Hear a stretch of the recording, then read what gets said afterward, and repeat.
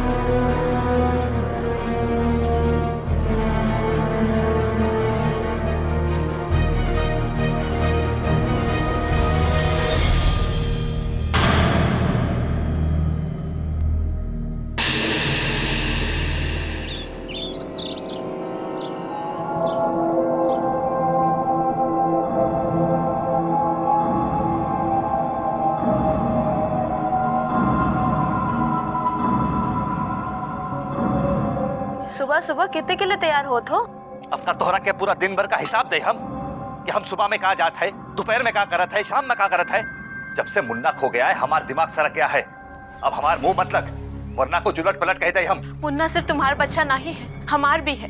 हम माँ है उके, जन्म दिए हैं हम उके। का हमें मुन्ना के वास्ते चिंता नहीं है? का हमें दर्द नहीं होता उके वास्ते? तुम ऐसा बर्ताव करत हो जैसे सब कुछ तुम्हार खो गवा, हमार कुछ नहीं। अब मुन्ना नहीं है, सिर्फ तुम ही हो। का हम तुमसे बात ना कर सकत इस वास्ते कि मुन्ना नहीं है।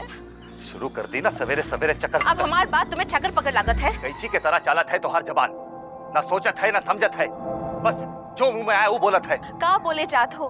तुम्हार हाल पूछना चक्कर पकड़ लागत है। तुम्हार फिकर करत है तो बेकार की बात लागत है।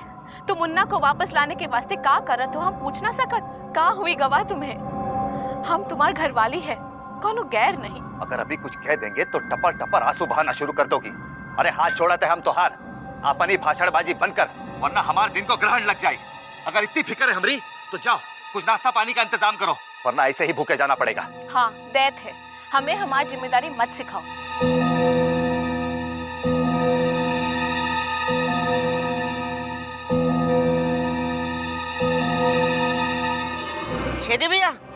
छेदी भैया, कल रात सारे गांव वाले जंतु को ढूंढे, लेकिन वो जंतु कहीं नहीं मिला और ना ही उड़न तस्त्री दिखाई दी। हमके तो लागत है वो जंतु ये गांव छोड़ के कहीं चला गवा। नहीं झगड़ू, वो जंतु ही गांव छोड़कर कहीं नहीं जाएगा, क्योंकि वो उड़न तस्तरी अपन साथी को वापस लेने यहीं लौटेगी। वो जंतु अगर ये गांव से निकल गया तो फिर कभी अपन दुनिया में वापस नहीं लौट पाएगा। जरूर वो हमारे गांव के जंगल या खेतन में ही कहीं छुपा बैठा होगा।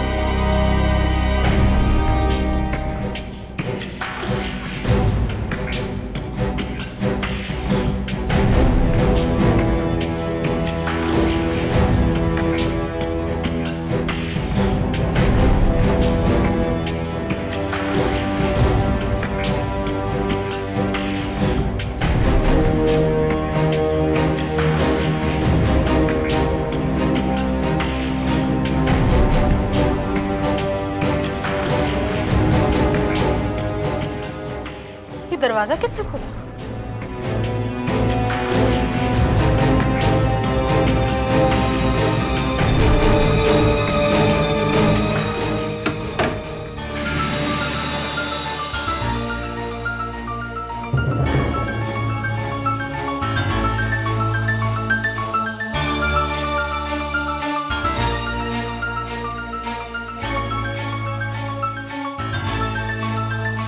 ओफो, ये बच्चे भी ना।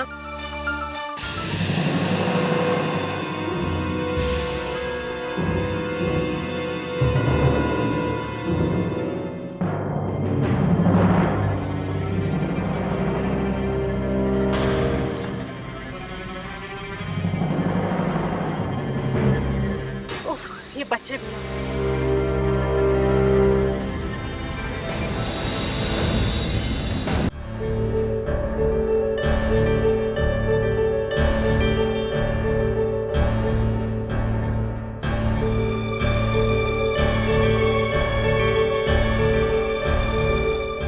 चंपा बैठ।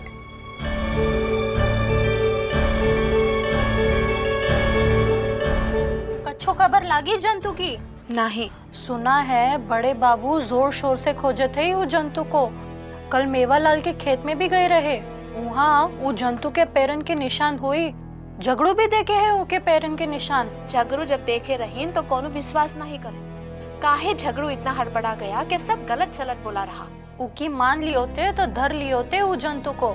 जंगल वाली मेम साहब भी तलाशी लिए पूरे जंगल में। सब गांव वाले ढूंढत रही पर कोई सफलता न मिली। ये जंतु न पुलिस वालन न जंगल वालन न गांव वालन के हाथ लगे रहे। बड़ा अचंबा होता है, न जाने काहे वो अपनी धरती छोड़कर यहाँ हमारी धरती पर उतर गयो। ये सवाल हमें भी सताए हैं। काहे मुन्ना को ले गए?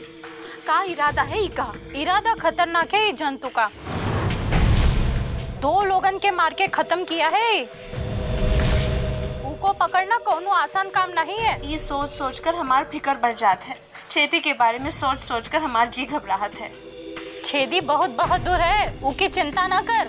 ये बहादुरी से ही तो डर लागत है। जब ही देखो बढ़ चढ़कर आगे जात है। तो का हुआ? छेदी को सब मानत है, सब उका बताए रास्ते पर जात है। तेरा घर वाला शेर है, शेर। ये बात का ही तो फिक्र है। छेदी आगे आगे रहत है और बाकी पीछे पीछे। किसी दिन ये जंतु सामने आ पड़े तो गजब हो जावे। हाँ, गजब ही हुई। छेदी धर ले उस जंतु को। आशा, ये जंतु बहुत खतरनाक है। हथियारा है, हथियारा। 50 से ज्यादा गांव वालन को उठा ले चुका है जंतु। हम तो अपना मुन्ना खो चुके। अब हम छेदी को नहीं खोना चाहते।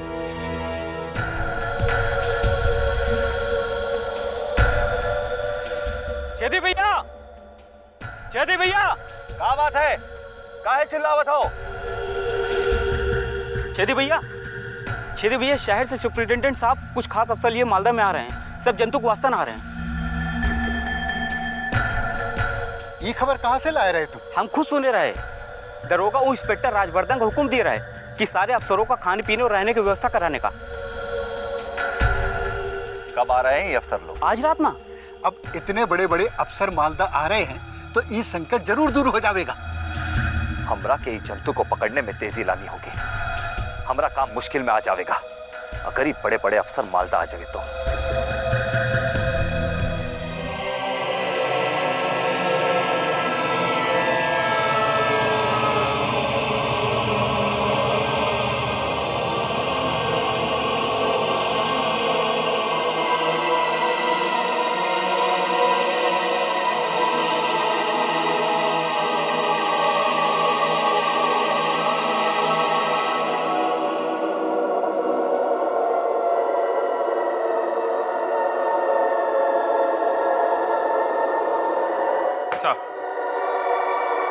Welcome to Malda. आपने बिल्कुल सही कहा था, ये जगह वाकई बहुत छोटी है। जी सान्याल साहब, पर घटना बहुत बड़ी है। आइए सर, सामान लेके आओ। आइए।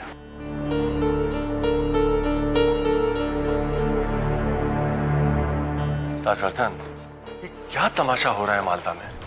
दूसरी दुनिया का एक आदमी यहाँ रह गया है और तुम लोग हाथ पे हाथ धरे बैठे। सर, हमें जो ऑर्डर मिलता है उसे पूरा करना हमारी ड्यूटी है। इस खबर को दबाने में हमें कितनी मेहनत पड़ रही है जानते हो?